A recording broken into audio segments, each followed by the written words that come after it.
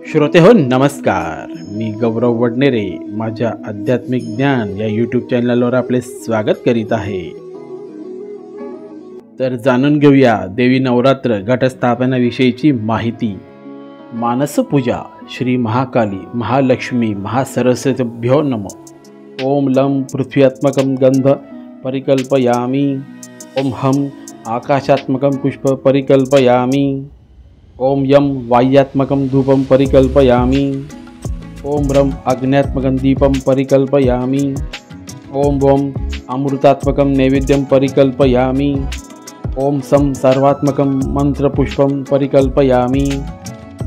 रूपदेहि जयदेहि यशोदेहि दिशोजहि. श्री शक्तीने महाकाली महालक्ष्मी महासरस्वती अशा 3 रूपात प्रकट होऊन 3 वेळा दानवांचा संहार करून पीडा दूर केल्या. तेव्हा देवांनी प्रार्थना केली की वेळोवेळी अशीच पीडा दूर कर, आमचे रक्षण कर. यावर देवीने आश्वासन दिले की जेव्हा दानवांची पीडा होईल तेव्हा अवतार घेऊन मी शत्रुनाश करीन. माझे हे सर्व महात्म्य माझे सान्निध्यात प्राप्त करून देणारे आहे. माझे महात्म्य श्रवण पठण करणाऱ्यांना सर्व सुखे प्राप्त होतील. श्री शक्तीने सांगितले आहे की युद्धातील माझे पराक्रम ऐकून आणि देवांनी व ऋषीमुनींनी केलेली माझी स्तुती ऐकून शुभ बुद्धी प्राप्त होईल. या बुद्धीप्रमाणे वागून जसा विष्णूला व देवांना विजय मिळाला तसाच या बुद्धीप्रमाणे वागणाऱ्या मनुष्याला देखील प्राप्त होईल हे निश्चित. देवीने महान पराक्रम करून महिषासुराचा वध केला. धूम्रलोचन चंडमुंड रक्तबीज निशुंभ आणि शुंभ या बलाढ्य दैत्यांचा वध केला. तेव्हा सर्वत्र आनंद झाला. देवीवर पुष्पवृष्टी झाली. देवांनी देवीची स्तुती केली. हे देवी, तू शरणागतीची पीडा दूर करणारी आहेस. हे जन्मात्रे, तू प्रसन्न हो आणि विश्वाचे कल्याण कर. तू चराचराची स्वामिनी आहेस. सर्व मंगलाचे मांगल्य असणाऱ्या, सर्व इच्छा पूर्ण करणाऱ्या नारायणी तुला नमस्कार आहे. तू शरण आलेल्यांचे रक्षण करतेस, भक्तांच्या पीडा दूर करतेस. देवी, तू आमचे भयापासून रक्षण कर. शरण आलेल्यांची पीडा दूर कर. लोकांना वरदा हो. ही स्तुती ऐकून देवी प्रसन्न झाली. तिने लोकांना कल्याणकारक असा वर दिला. देवी म्हणाली, पुढे भविष्य काळात शुंभ निशुंभसारखे राक्षस निर्माण होतील. त्यावेळी मी अवतार घेऊन त्यांचा नाश करीन. प्रत्येक अवतारात माझे नाव निरनिराळे असेल असा वर देऊन देवी अदृश्य झाली, असे मार्कंडेय मुनींनी दुर्गा सप्तशती ग्रंथात लिहिलेले कथन केलेले आहे. त्यात 700 मंत्र असून त्यात देवीचे गौरव आहे. या ग्रंथाच्या श्रवणपठणाने दुःख दारिद्र्य दूर होते, ऐश्वर वैभव प्राप्त होते, मनातील सर्व इच्छा पूर्ण होतात, शत्रूचा नाश होतो. देवीची आराधना पूजन जिथे केले जाते तिथे ती नित्य असते. आश्विन महिन्यातील नवरात्रात देवीचे महात्म्य जे पठण करतात, घटस्थापना करून देवीची पूजा अर्चना करतात, त्यांना कसलीही पीडा होणार नाही. त्यांना सुख समृद्धी लाभेल. त्यांना इच्छित फळ प्राप्त होईल. नवरात्र उत्सव अश्विन शुद्ध प्रतिपदेपासून साजरा करण्याची प्रथा पौराणिक काळापासून असल्याचा उल्लेख ऋग्वेदात आलेला आहे. दुर्गेची पूजा अनेक कुटुंबात होत असते. दुर्गा ही अनेक कुटुंबाची कुलदेवता आहे. ही देवी विश्वजननी आहे. या देवी सर्वभूतेषु शक्तिरूपेणी संस्थिता. नमस्तस्ये नमस्तस्ये नमस्तस्ये नमो नमः अशा सर्वात्मक भावनेने या जगन्मातेला शरण जाऊन तिची पूजा उपासना करतात. देवी त्या सर्वांचे मनोरथ पूर्ण करते. वेदांतांनी या महाशक्तीला शिवा असे संबोधले आहे. हे शिवे, तूच परब्रह्माची पराकृती आहेस. तुझ्याचमुळे सर्व जगाची उत्पत्ती होते. तूच जगज्जननी आहेस. अशा शब्दात शास्त्रकारांनी देवीचा गौरव केला आहे. सर्व मंगल मांगल्ये शिवे सर्वार्थ साधिके शरणे त्र्यंबके गौरी नारायणी नमोस्तुते. हे नारायणी, तू सर्व प्रकारचे मंगल करणारी मंगलमयी आहेस. तू कल्याणदायी शिवा आहेस. तू सर्व पुरुषार्थ सिद्ध करणारी, शरण आलेल्यांना अभय देणारी गौरी असून तुला नमस्कार आहे. हे देवी, मला सौभाग्य दे, आरोग्य दे, परमसुख दे आणि माझ्या कामक्रोधादी शत्रूंचा नाश कर. सप्तशती ग्रंथात देवीचे असे स्तवन केलेले आहे. जिच्या सहाय्यतेमुळे मधु व कैटभ दैत्यनाश पावले. ती महाकाली देवीचा हा पहिला अवतार. महाकाली ही तमोगुणी. देवीने महिषासूर दैत्याशी युद्ध करून त्याचा वध केला. हा देवीचा दुसरा अवतार. महालक्ष्मी ही रजोगुणी. शुंभ निशुंभ त्या दैत्यांशी युद्ध करून त्यांचा वध केला. हा देवीचा तिसरा अवतार. महासरस्वती ही सत्वगुणी. या त्रिशक्तीने दैत्यांचा नाश करून स्वर्ग पृथ्वीवर देवांचे राज्य निर्माण केले. म्हणूनच या देवतांचे स्मरण या नवरात्रात उत्सवात करण्यात येते. महाकाली, महालक्ष्मी, महासरस्वती अशा 3 रूपात प्रकट होऊन 3 वेळा दैत्यांचा संहार करून श्री शक्तीने देवांचे रक्षण केले। तेव्हा देवांनी देवीचे स्तवन केले। देवी आनंदित होऊन म्हणाली, शरद ऋतूत नवरात्रात माझे महात्म्य आणि युद्धातील माझे पराक्रम जे श्रवण पठण करतील, माझे मनोभावे पूजन करतील, त्यांचे शत्रू नष्ट होतील, त्यांची सर्व पीडा दूर होईल, त्यांचे कल्याण होईल, त्यांचे कुळ आनंदात पावेल। देवीने सांगितल्याप्रमाणे अश्विन शुद्ध प्रतिपदेपासून नवमीपर्यंत नवरात्र उत्सव भारतात आजपर्यंत चालू आहे आणि अखंडपणे चालू राहील। नवदुर्गा ही आद्यशक्ती सत्व, रज, तम या गुणांच्याद्वारे अनुक्रमणे महाकाली, महालक्ष्मी, महासरस्वती अशा 3 रूपात आविर्भूत होते। यातील प्रत्येकी 3-3 हे श्री शक्तीचे अंगप्रतीक आहे। शैलपुत्री, ब्रह्मचारिणी, चंद्रघंटा, कुष्मांडा, स्कंदमाता, कात्यायनी, कालरात्री, महागौरी आणि सिद्धिदात्री हे प्रसंगोपात श्री शक्तीने घेतलेले 9 अवतार म्हणून तिला नवदुर्गा म्हणतात। दुर्गा हा देवीचा 9वा अवतार आहे। नवदुर्गा हा शब्दच मुळी 9 महाशक्तींचा समूह आहे। या एकाच शक्तीच्या उपासनेत नवदुर्गेचीही उपासना आहे।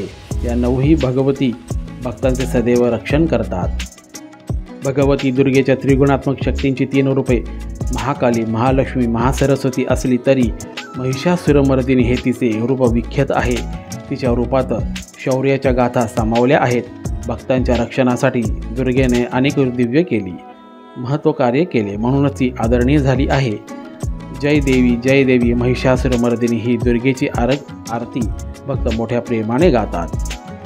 दुर्गेची प्रतिमा हे राष्ट्रशक्तीचे प्रतिरूप आहे। राष्ट्राचे शरीर, मनोबल, सर्वांगीण समृद्धी आणि अध्यात्मसंपदा याचा संयोग या प्रतिमा रूपामध्ये समावलेला आहे।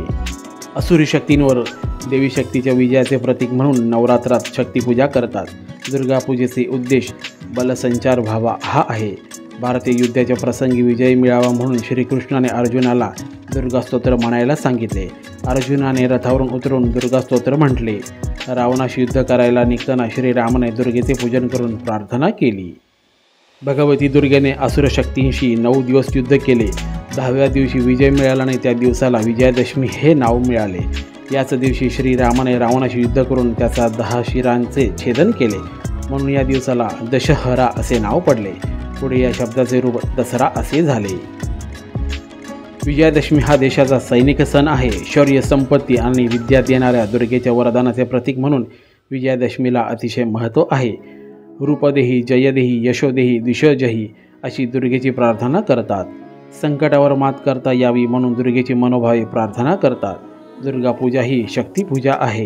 या रूपातच ईश्वराचे रूप श्रोते हो। आता आपण घटस्थापनेसाठी लागणारे पूजे साहित्य लिहून घेऊया। हळद, कुंकू, सिंदूर, काजळ, गंध, आंब्याची पाने, आंब्याचा डहाळा, कापूर, धूप, उदबत्ती, कुंकू मिश्रित अक्षदा, विड्याची पाने, सुपाऱ्या, खोबऱ्याची वाटी, गूळ, 5 नारळ, 5 खारका, 5 बदाम, साखर, फुले, तांबडी फुले, झेंडूची फुले, गुलाब, तांबडे कमळ, दुर्वा, दुर्वाग्नी, दुर्वाची जुडी, शमी, बेल, तुळस, 5 फळे, केळी, दूध, दही, तूप, साखर, मध हे 5 पदार्थ पंचामृतासाठी, 2 कापसाची वस्त्रे, चंदन, सहान व खोड, देवीसाठी चोळी किंवा खण, मंगळसूत्र, हिरव्या बांगड्या, पळी पंचपात्र, तीर्थासाठी भांडे, 3 पाट, 2 पाण्याने भरलेले कलश, शंख, घंटा, निरांजन, समई, वाती, कापूर, धूपारती, उदबत्तीचे घर, नंदादी, सुगंधी द्रव्ये, अत्तर, सुट्टी नाणी, गोड तेल, तूपवाती, निरंजनासाठी, फुलांचा हार, घटस्थापनेसाठी हार आणि 2 पाण्याने भरलेले कलश, त्यावर ठेवण्याकरता 2 ताम्हणे, कलशात टाकण्यासाठी वारूळ, गोठण इत्यादी पवित्र ठिकाणाची माती, कलशात टाकण्यासाठी हळद, आंबे हळद, नागरमोथा इत्यादी औषधी द्रव्ये, कलशात ठेवण्यासाठी 5 आंब्याची पाने, त्यावर नारळ, देवीला नैवेद्यासाठी नारळाचे चूर्ण, साखर, दूध आणि महानैवेद्य। नवरात्र व्रत उत्सव अश्विन शुद्ध प्रतिपदेपासून 9 दिवसात भक्तिभावाने करतात। प्रतिपदेच्या दिवशी सर्वच ठिकाणी देवीची स्थापना करतात। 9 दिवसांपर्यंत नवरात्र असते। अनेक कुटुंबातील दुर्गा देवीची पूजा होत असते। दुर्गा देवी ही असंख्य कुटुंबाची कुलदेवता आहे। पहिल्या दिवशी घटस्थापना करतात. तांब्याच्या कलशावर तामण ठेवून त्यात मंडलाकार मुख्य देवता महाकाली, महासरस्वती, महालक्ष्मी व त्यांच्या अनेक परिवारात देवता यांची स्थापना करतात. घटाच्या बाजूलाच नवे धान्य रुजवत घालतात. नंतर ते रुजवण उत्सव समाप्तीनंतर भगिनी केसात माळतात. घटस्थापनेच्या वेळी लावलेला नंदादीप अखंड दीप विसर्जनापर्यंत पेटवत ठेवतात. त्या 9 दिवसात श्रीदेवी महात्म्य, प्राकृती सप्तशती, श्री दुर्गा महात्म्य, नवरात्र महात्म्य, देवी गौरवगाथा ही दुर्गा कथांची पारायणे केली जातात. पोथ्यांचे वाचन केले जाते. काही ठिकाणी 9 दिवस उपवास करतात, तर कोणी पहिल्या दिवशी व घट उठण्याच्या आदल्या दिवशी उपवास करतात. नवरात्रात कुमारिकांना, सुवासिनींना घरी जेवायला आमंत्रण केले जाते. एका दिवशी एका सुवासिनीची खणा नारळाने ओटी भरतात. मंदिरात जाऊन देवीची खणा नारळाने ओटी भरतात. नवरात्रात 9 दिवस देवीच्या पाटावर सुगंधी फुलांची माळ सोडतात. नवरात्रात काही विशिष्ट व्रते करायची असतात. आश्विन शुद्ध पंचमीला उपांग ललिता देवीचे व्रत असते. ललिता पंचमीस घटावर सायंकाळी पापड्या, करंजा, गोड वडे वगैरे फुलोरा टांगतात. या समारंभात ललिता देवीची पूजा प्रार्थना करून महाप्रसादासाठी लोकांना बोलावले जाते. हा कुळधर्म आहे. कुंकवाच्या करंड्याचे झाकण घेऊन त्याची ललिता देवी म्हणून प्रतिकात्मक पूजा करतात. गंधपुष्प आणि 48 दुर्वा ललिता देवीला व्हाव्या अशी परंपरा आहे. नमो देवी महादेवी शिवाये सतत नमो, नम प्रकृते भद्राये नियता प्रणता स्मताम हा ललिता देवीचा ध्यानमंत्र आहे. पंचमीला कुंकुमार्चन म्हणजे कुमारिका आणि सुवासिनींकडून देवीला कुंकू वाहतात. कुंकुवाबरोबर दुर्वा फुले वाहून देवीची आरती म्हणतात. घरात मंगल वातावरण सदैव राहावे यासाठी शिवाय सौभाग्यदायांसाठी सुवासिनींसाठी देवीला कुंकू वाहतात. अश्विन शुद्ध अष्टमीला महालक्ष्मी व्रतांग पूजा करतात. महाराष्ट्रात चित्तपावन ब्राह्मण समाजात हे व्रत प्रचलित आहे. लग्न झाल्यानंतर पहिली 5 वर्ष श्री महालक्ष्मीची पूजा सुवासिनीने मोठ्या उत्सवाने भक्तिभावाने करतात. या दिवशी सकाळी देवीचे प्रतीक म्हणून सुपारी ठेवून पूजा करतात, आरती करतात. रात्र तांदूळाच्या पिठाची श्री महालक्ष्मीची पूजा करून तिची पूजा करतात. त्यांच्या घरी ही पूजा असते. त्यांच्या घरी सुवासिनी देवीची पूजा करण्यासाठी जातात. 16 पदरी रेशमाचा दोरा घेऊन त्याला गाठी मारतात. पहिले वर्ष असेल तर 1 गाठ, 5वे वर्ष असेल तर 5 गाठी असा चातू तयार केला जातो. हा दोरा पूजिकेने आपल्या हातात बांधायचा असतो. दुसऱ्या दिवशी सकाळी मूर्ती विसर्जनाच्या वेळी देवीपुढे ठेवायचा असतो. रात्री देवीची पूजा झाल्यानंतर सुवासिनी घागरी फुंकून नाचू लागतात. दुसऱ्या दिवशी सूर्योदयापूर्वी पंचोपचार पूजा करून आरत्या प्रार्थना करून विसर्जन करतात. नवरात्रात महालक्ष्मीची पूजा हा कुलाचार आहे, कुलधर्म आहे. अश्विन शुद्ध प्रतिपदेपासून दशमीपर्यंत नवरात्रात बोडण भरण्याची चाल पुष्कळ ठिकाणी आहे. विशेषतः कोकणस्थ व देशस्थ ब्राह्मणांमधील हा एक कुलाचार आहे. बोडण विधी अश्विन शुद्ध प्रतिपदेलाच करण्याची वहिवाट काही कुटुंबात आहे.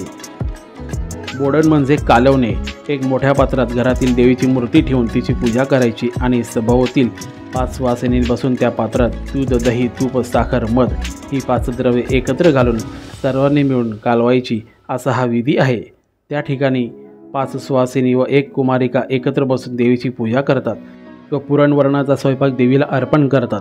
नंतर तो स्वयंपाक 5 सुवासिनी मिळून एकत्र कालवतात आणि त्या कुमारिकेला देवी मानून तिची पूजा करतात. ती जेव्हा खूप झाले असे म्हणते तेव्हा ते कालवलेले अन्न गाईला नेऊन देतात. अश्विन शुद्ध नवमीला खंडनवमी असे म्हटले जाते. या दिवशी शस्त्रपूजा करण्याची चाल अनेक कुटुंबात आहे. विजयादशमीच्या दिवशी श्री सरस्वती पूजन करण्यात येते. लहान मुलांना प्रथमच पाठीवर श्री गणेशा ही अक्षरे गिरवायला लावतात. विजयादशमी हा 3.5 मुहूर्तापैकी एक चांगला मुहूर्त आहे. या दिवशी नक्षत्रांच्या उदयाच्या वेळी विजय हा मुहूर्त असतो. यावेळी इच्छा केलेली आणि कार्यारंभ केलेली सर्व कार्य सिद्धीस जातात. म्हणूनच कोणत्याही शुभ कार्याला लोक या दिवशी प्रारंभ करतात. हा पराक्रमाचा विजयाचा दिवस आहे. या दिवशी शमीच्या वृक्षाची पूजा केली जाते आणि आपट्याचे पाणी सुवर्ण मुद्रा म्हणून लुटण्याची चाल पौराणिक काळापासून प्रचलनात आलेली आहे. दसऱ्याला अपराजिता दशमी असेही म्हणतात. ज्या ठिकाणी शमीची पूजा होते त्या ठिकाणी अष्टदल कमल काढून त्यावर दुर्गेची मूर्ती ठेवून श्रद्धेने पूजा करतात. जीवनाची सर्वोच्च साधना म्हणजे शक्ती प्राप्त करून घेणे हे आहे. शक्तीचे मुख्य लक्षण कधीही पराभूत न होणे हेच आहे.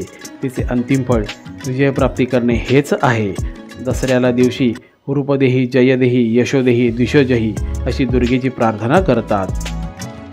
नवरात्र पूजेमध्ये घटावर मंडपी बांधून त्याखाली लोंबणाऱ्या विविध फुलांच्या माळा बांधतात. हा एक महत्त्वाचा विधी आहे. कित्येक कुटुंबात ही माळ चढती असते. म्हणजे पहिल्या दिवशी 1, दुसऱ्या दिवशी 2, तिसऱ्या दिवशी 3 याप्रमाणे 9व्या दिवशी 9 माळा बांधतात. संत सज्जनाचा छळ करणाऱ्या असुर शक्तीचे निर्मूलन देवी भगवतीने निरनिराळे अवतार घेऊन केले आहे आणि देव मानवांचे रक्षण केले आहे. तेव्हा देवीची स्मृती जगण्यासाठी नवरात्र उत्सव मोठ्या उत्साहाने साजरा करतात. या 9 दिवसात घराच्या दारांवर झेंडूच्या फुलांचे व आंब्याच्या पानांचे तोरण बांधतात. सर्वजण नवरात्र जागवून देवीची आराधना करतात, प्रार्थना करतात. देवी सर्वांची इच्छा पूर्ण करते. देवीच्या कृपाप्रसादाने मनुष्य सर्व बाधेतून मुक्त होतो, सुखी होतो. त्यांच्या घरी श्रीमंती येते. देवीचे महात्म्य सर्व पुराणातून वर्णन केलेले आहे. अशी ही नवरात्राविषयीची पूजाविधी संपन्न झाली आहे. श्रोते हो, आपल्याला माझे व्हिडिओ, माझी माहिती आवडल्यास माझ्या चॅनलला लाईक, शेअर आणि सबस्क्राईब करायला विसरू नका. धन्यवाद.